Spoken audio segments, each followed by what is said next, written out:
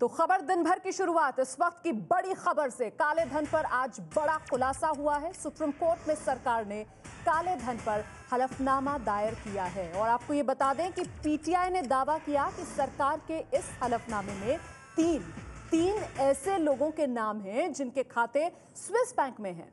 Dabur group के पूर्व निदेशक हैं प्रदीप बर्मन, उनका नाम है इस हलफनामे में।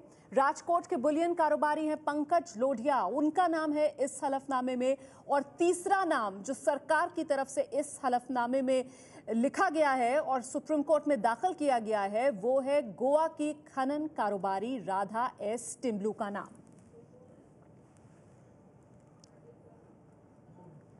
तो 3 कालेधन वालों के नाम सामने आए हैं। सरकार की तरफ से यह कहा गया है कि देखिए फिलहाल हमने 3 नाम इसलिए सामने रखे क्योंकि इन तीनों के खिलाफ हमारे पास पुख्ता सबूत है। अब तक इस सिलसिले में जो जांच हुई है उससे पुख्ता सबूत हाथ लगे हैं जांच एजेंसियों के और उसी बिना पर ये 3 नाम जिन पर से पर्दा उठाया गया है सरकार की तरफ से सुप्रीम कोर्ट में दाखिल किए गए इस हलफनामे में। सरकार के हलफनामे में जिन 3 नामों के होने की बात कही जा रही है उसमें से एक नाम है राजकोट के बुलियन कारोबारी पंकज लोढ़िया का।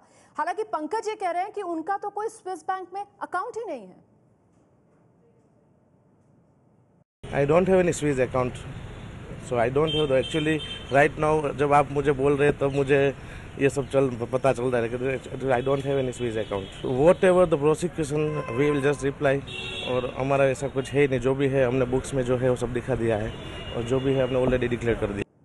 जी तो सुना आपने, पंकज लोढ़िया ये कह रहे हैं कि मेरा तो कोई स्विस बैंक में अकाउंट ही नहीं है। वहीं सफाई प्रदीप बर्मन की तरफ से डाबर ग्रुप की तरफ से भी आई है। प्रदीप बर्मन और डाबर ग्रुप का पक्ष जो सामने आया उसमें कहा गया कि नियमों के मुताबिक खाता एनआरआई होने की हैसियत से खोला गया था, टैक्स चुकाए गए हैं। सफाई में यह भी कहा गया है कि सभी खाताधारकों को एक नजरिए से देखना गलत है।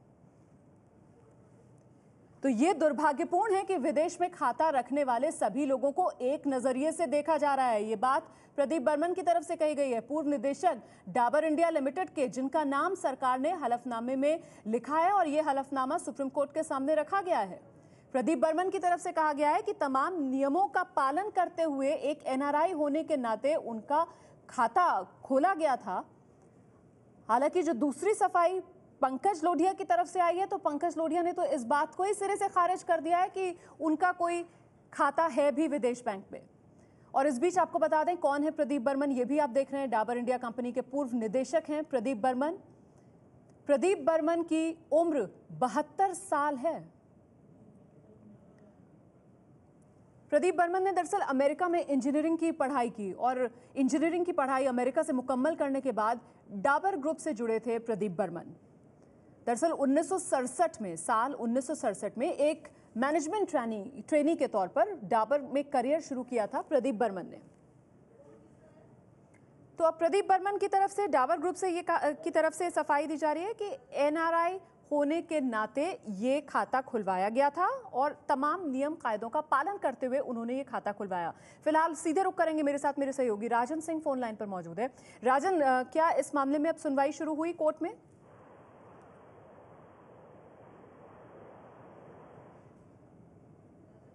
राजन, आपको मेरी आवाज मिल रही है?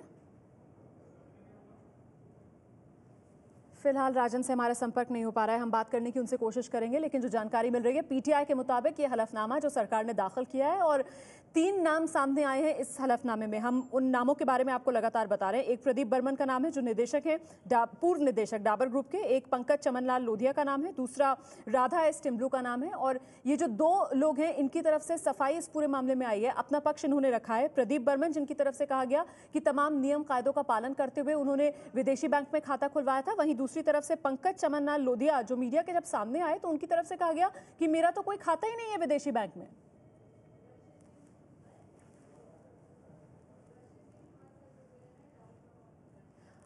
और इस वक्त मेरे साथ मेरे सहयोगी रक्षित सिंह फोन लाइन पर मौजूद हैं। रक्षित, आपकी बात हुई डाबर ग्रुप में किसी से, उनका क्या कहना है इस पूरे मामले पर? जी देखिए, डाबर ग्रुप की तरफ से जो उनके ऑफिशियल स्पोक्स पर्सन है उनकी तरफ से जो स्टेटमेंट जारी किया गया है, प्रदीप बर्मन जो कि फॉर्मर डायरेक्टर हैं डाबर के, फिलहाल किसी एग्जीक्यूटिव पोस्ट पर नहीं है लेकिन कंपनी के प्रमोटर हैं। तो कंपनी की तरफ से ये बताया गया है कि जब प्रदीप बर्मन के पास एनआरआई स्टेटस था तो उन्होंने लीगल तौर पे ये अकाउंट जो है खोला था। उन्होंने अकाउंट होने की बात जो है वो एक तरीके से कबूली है लेकिन उसमें उनका साफ तौर पर ये कहना है कि जब वो एनआरआई थे तो लीगली ये खोला गया था, और जैसा कि नियमों के तहत आईटी डिपार्टमेंट को जो इसकी जानकारी देनी होती है, तो वॉलंटरी तौर पर उन्होंने उसी समय पर जो है इस अकाउंट की जानकारी दे दी थी। इसके अलावा जितने भी टैक्सेस बनते हैं और अन्य देनदारी हैं, वो इस खाते में जो भी रकम जमा है उसके लिए चुकाई गई है। तो एक तरीके से उन्होंने ये माना है कि खाता है, लेकिन ये भी साथ में डाबर का कहना है साफ तौर पर कि ये पूरी तरीके से लीगल है और आईटी डिपार्टमेंट को इसकी जानकारी है इस अकाउंट की। नहीं, सरकार की तरफ से कहा जा रहा है कि पुख्ता सबूत होने के बिना पर ही ये 3 नाम सामने रखे गए। ऐसे में क्या कुछ पता चल पाया है? क्या इनसे किसी किस्म की पहले पूछताछ की गई है किसी एजेंसी की तरफ से? जी, अभी तक जो डाबर में हमारी बातचीत हुई है उसके मुताबिक जो है अभी तक किसी भी एजेंसी से कोई जो है पूछताछ डाबर के जो प्रदीप बर्मन है उनके के बारे में, लेकिन उनका साफ तौर पर यही कहना है कि जो अकाउंट है वो पूरी तरीके से लीगल है। अकाउंट होने की बात डाबर कबूल कर रहा है, लेकिन अभी इस पर और कोई अतिरिक्त जानकारी नहीं मिल पा रही। बहुत बहुत शुक्रिया रक्षित सिंह इस तमाम जानकारी